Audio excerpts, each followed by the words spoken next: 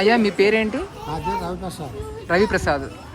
అచ్చా, మీరు ఈ చిలక దోషం అంటే ఏంటి చెప్తారా? చిలక దోషం అంటే ఇంత ప్రశ్న చెప్పుకుంటా ఈ చిలకని చిన్నతనం కాంచి కొని ఈ చిలకని ప్రశ్న చెప్పుకుంటా పాతల ముత్తాతల కాంచి వచ్చినట్టు విద్య ఇది. తాతల ముత్తాతల తాతల ముత్తాతల కాంచి వచ్చిన విద్య. ఆ విద్య పెద్దల కాంచి పోయింది, మాకు వచ్చింది, మాకు నుంచి పోయి ఇంకోళ్ళకి వస్తుంది. అట్లాగని ఇది ఒక దాదాపు ఒక 50 సంవత్సరాల కాంచి 60 సంవత్సరాల కాంచి వచ్చిన విద్య ఇది. ఈ విద్య ప్రకారంగా మేము నడుస్తున్నాం. దీనివల్ల ఈ చిలక ప్రశ్న అనేది చాలా గ్యారంటీ అయిన ప్రశ్న, అందరికీ చెప్తుంటాం అన్నమాట. అంటే అందరికీ విధి విధానం ఎలా ఉంటుంది? విధి విధానం అంటే ఆ చిలక ఉన్నంత కాలం మన దగ్గరే ఉంటుంది. ఈ చిలక వయసు ఎంత ఉంటుంది? దాని వయసు 1 సంవత్సరం వచ్చింది. ఇప్పుడు సంవత్సరం వచ్చింది దాని వయసు. దానికి మీరు 3 సంవత్సరాల దాకా ఉంటుంది, ప్రాబ్లం ఏం లేదు. 3 సంవత్సరాల దాకా. అంటే ఇది తీయాలి.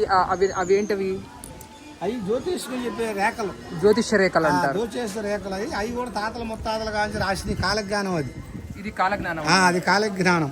ఆ కాలజ్ఞానం ప్రకారంగా నడుస్తున్నాం ఇప్పుడు మేము. కాలజ్ఞానాన్ని ఇది మార్చేసి పట్టుకుంటుంది. పట్టుకొని మనలో ఉన్న నిధులన్నీ చెబుతుంది. మనలో ఉన్నది పంచాంగ శాస్త్రంలో తాటికి వాళ్ళని పంచాంగ శాస్త్రం. ఇది పంచాంగ శాస్త్రం. ఇది తాతల ముత్తాతల కాంచి బ్రహ్మంగారి జీవి చరిత్ర కాంచి వచ్చినట్టు కట్టుబడిది. ఇది శాస్త్ర గంధం. తాటి ఆకుల మీద రాసి గంధం రాస్తారు చూడు, అలాంటి గంధ ప్రశ్న ఇది. అట్లా బతుకుతుంది ఇది ప్రస్తుత జాతకం అది. అందువల్ల మీకు అనుకునేవన్నీ కరెక్ట్గా భగవంతుడు వరం ఇచ్చి మీకు దేవుడు శక్తి ఇచ్చి జయం కలగాలని. చాలా ధన్యవాదాలు. ఓకే తల్లి.